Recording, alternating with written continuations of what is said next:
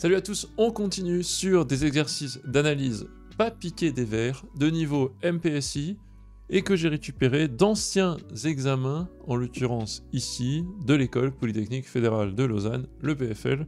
Pour ceux que ça intéresse, je vous conseille de regarder si vous êtes en terminale. C'est une excellente école d'ingénieurs, école en mathématiques. N'hésitez pas à aller voir, c'est accessible sur dossier. Il faut ensuite survivre à la première année. Voilà. Excellente école dont je n'ai que du bien à dire, mais surtout, ils ont d'excellents exercices qui viennent de la filière maths. J'ai trouvé même que leur filière maths, des fois, propose des exercices beaucoup plus intéressants et difficiles en première année que ce qui se fait en France en MPSI. On va avoir trois étapes ici. Alors déjà, on va lire l'énoncé. Soit f, une fonction de classe C1, telle que f de AB inclus dans AB. Donc tel que, en gros, l'intervalle AB est stable par AB. C'est-à-dire qu'en fait, tout ce qui est image de l'intervalle AB va être compris dans AB. Donc ça, déjà, ça sent un petit peu la suite récurrente. C'est souvent ce qu'on veut pour une suite récurrente, pour montrer des choses. Ça appelle à notre instinct de suite récurrente.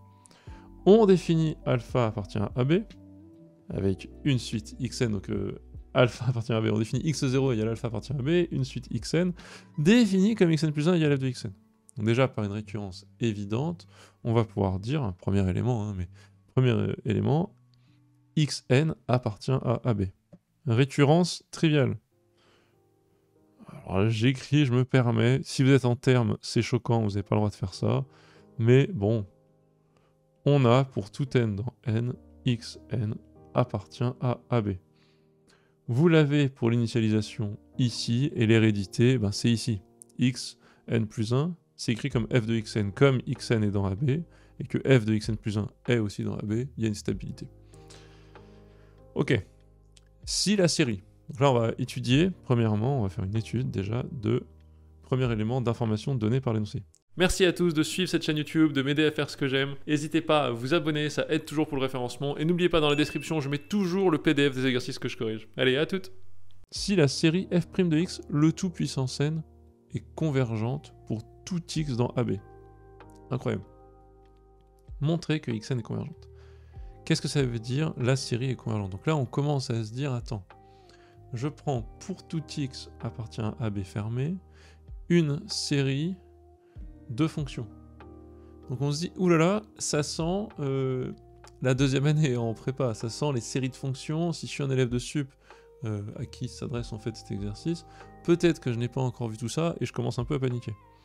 Mais je me dis, attends, pas de problème, somme de f'x puissance n est convergente, ça me dit quand même quelque chose d'assez simple. Ça me dit que quel que soit x appartient à AB, eh bien, si la suite, si je la prends pour un x fixé, donc convergence simple, pour ceux qui voient de quoi je parle, pour n'importe quel x, je peux dire tout bêtement qu'il y a une condition nécessaire de convergence de la série, que f'x puissance n, quand x est fixé, tend vers 0. En effet, une série somme des AN converge, ça implique que AN tende vers 0. Tout simplement parce que, par contraposé, si AN ne tend pas vers 0, on a comment dire, une série qui va diverger grossièrement.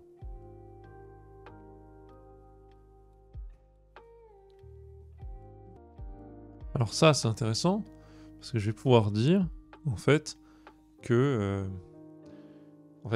si j'ai pour une valeur f' de x puissance n qui tend vers 0, je vais pouvoir dire que,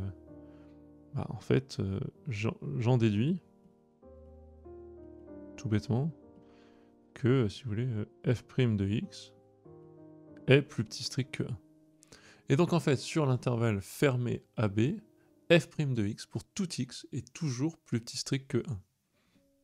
Soit... On pourrait dire le sup, si vous voulez, quel que soit x, en fait, j'ai ça. Je peux dire, en fait, le sup de f' sur AB, qui est atteint, en fait, vu que f étant C1, f' est continu sur AB. Donc, pour une fonction continue sur un intervalle fermé, en fait, je sais que le sup est atteint. Donc, je peux appeler ça le max, si vous voulez, de f' sur AB est plus petit strict que 1. Donc ça, c'est un bon début. qu'est-ce qu'on va faire avec ça? Bah, l'idée ensuite, c'est de se rapporter un peu à ce qu'on connaît sur l'étude des suites définies par récurrence. Alors, ce qui va être intéressant, c'est d'aller chercher en fait le point fixe. C'est ce qu'on fait souvent. On va chercher un point fixe, on va essayer de voir est-ce qu'il n'y a pas un point fixe pour la fonction f, et on va essayer de démontrer que xn, si elle converge, tend vers ce point fixe. Donc c'est le théorème du point fixe, il me semble qu'on l'appelle comme ça en terminale. Il faut un peu reprendre le cours et l'utiliser dans ce contexte. On se rend compte quand même ici qu'on est bien, parce qu'on a déjà un max de f', petit 1, ça nous fait penser également, discrètement dans notre tête, à un petit théorème des accroissements finis, ou en tout cas une inégalité des accroissements finis qui va peut-être venir. Tout commence un peu à se poser, en fait c'est une revisite indirecte via cette convergence de série qui en fait est juste là pour nous perturber un peu, une revisite de démonstration de convergence de suites récurrentes. Donc, je continue, si je veux montrer qu'il y a un point fixe, la manière la plus facile c'est soit la fonction g de AB dans R, soit je vais pas chipoter, qui à x associe, on va prendre f de x moins x. Moi ce que je veux montrer c'est que g admet, si f admet un point fixe en fait, je veux montrer que g admet, admet une racine quoi. Une racine, c'est-à-dire que je peux trouver un point x tel que g de x égale 0. Exercice classique de sup. En gros, c'est pour toute fonction continue de 0,1 dans 0,1, montrer que f admet un point fixe. Là, on le refait sur AB. On regarde, on dit que g de a, c'est égal à f de a moins a. Comme f de a appartient à AB, ça c'est positif, car f de a appartient bien à AB. Alors je mets positif ou nul, oui. En fait, si c'est nul, tant mieux, j'ai trouvé ce que je veux. Si c'est pas nul, eh ben ça m'arrange. Parce que dans tous les cas, je vais pouvoir dire que f de b moins b est plus petit que 0. Et la même chose, car f de b appartient à ab, donc hop, b c'est la valeur max qui est envisageable. Donc, qu'est-ce que je peux dire? TVI, enfin, soit g de a ou g de b égale 0. Donc voilà, hein, j'ai soit g de a égale 0, g de b égale 0, ce qui est parfait. Parce que dans ce cas, j'ai un point fixe qui est le point A ou le point B. Sinon, TVI. TVI, c'est-à-dire, moi j'ai G continu, 0 appartient à G de A, G de B, ou G de B. Ah bah non, c'est bon, non, je suis bête. Non, c'est bien, c'est exactement ça. G de A, G de B, on sait que G de B est négatif, donc c'est G de B, G de A. Tout va bien. J'ai failli mettre, attention, lequel est le maximum, me tromper entre les deux. Hop, 0 appartient aux 2, donc il existe C appartient à AB, tel que G de C égale 0, soit F de C égale C. Je confirme donc facilement, entre guillemets, l'existence de mon point fixe. Donc j'ai posé ce truc-là. J'ai trouvé l'existence d'un point fixe. Je vais maintenant utiliser ce point fixe pour aller voir un petit peu ce qui se passe sur la convergence. Mon but, ça va être d'appliquer, parce que mon but en gros c'est de montrer que xn, celui que xn moins c tend vers 0. Ça va être ça l'idée, il va falloir faire en 2 temps. Donc on va regarder comment faire ça. L'idée c'est on va alors combiner un peu tout ce qu'on a vu, et on va utiliser le fait que, si vous voulez, xn plus 1, moi je vais essayer de faire quelque chose en gros sur la suite xn moins c.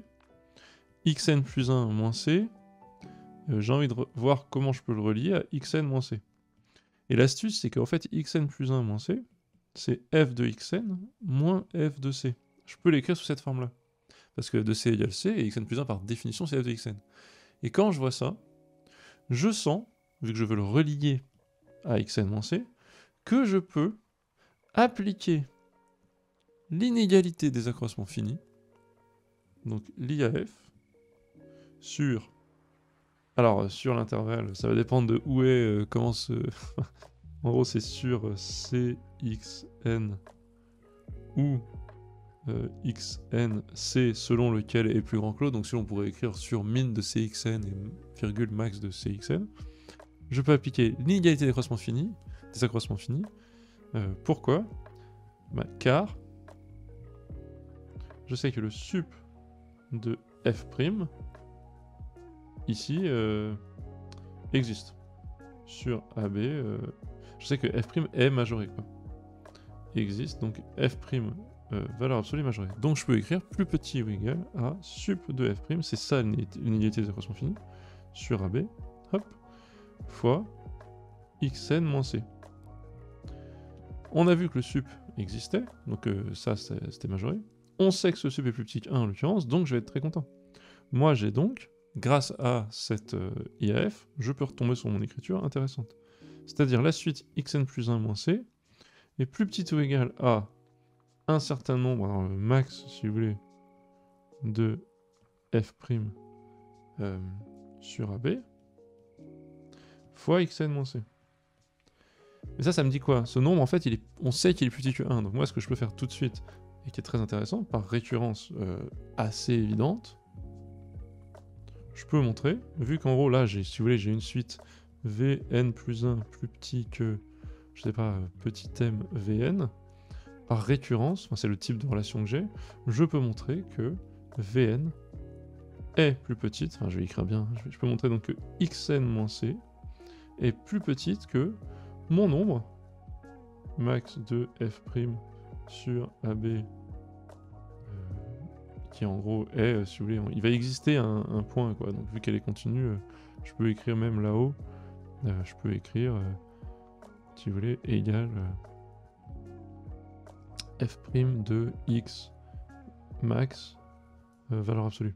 Vu qu'on a une fonction continue, f' est continue parce que f c'est 1, c'est bon, on peut écrire ça. Donc je peux même remplacer ici et dire plus petit ou égal que f' de x max, le tout puissance n, fois x0 moins c. Donc par récurrence, pourquoi? Parce que quand j'ai Vn plus 1 plus petit qu'un nombre fois Vn, je peux montrer tout de suite qu'en fait Vn est plus petit que le nombre puissance n fois V0. C'est ça qu'on applique ici. Donc, grâce à l'inégalité des accroissements finis, je peux écrire ce truc-là, j'obtiens ce machin, donc f' de x grand M, puissance n fois x0 moins c. Bah, si vous voulez, c'est fini. Parce que ça, par définition, c'est une suite géom de raisons plus petit que 1 en valeur absolue. Donc en fait, ça tend vers 0. Donc, par comparaison, je peux dire que xn-c tend vers 0. Et donc, j'ai montré que xn tendait vers c. Voilà. Donc, il fallait bien le poser. C'est le genre d'exercice où je pense qu'il faut faire attention. Bon, ça nous rappelle des choses. Le plus difficile, je trouve, c'est de pas trop se perdre. J'essaie de le cadrer un petit peu. De pas trop se perdre, d'utiliser chacune des briques de savoir qu'on a pour reconstruire un peu la démonstration. En fait, on refait un peu une démonstration de cours, entre guillemets. Alors, si vous êtes en terminale, je suis content que vous soyez là. Et bah, écoutez, c'est une manière de découvrir ça. Si vous êtes en sup, normalement vous avez fait en cours une démonstration un peu similaire, et là je suis en train de refaire un petit peu cette démonstration dans un contexte un peu différent, avec un indice de départ qui est un peu nouveau. Voilà, j'espère que ça vous a plu. N'hésitez pas, alors peut-être que j'ai eu soit une imprécision, soit vous avez trouvé une méthode beaucoup plus rapide. N'hésitez pas à me dire, hein, je suis toujours ouvert en commentaire à savoir.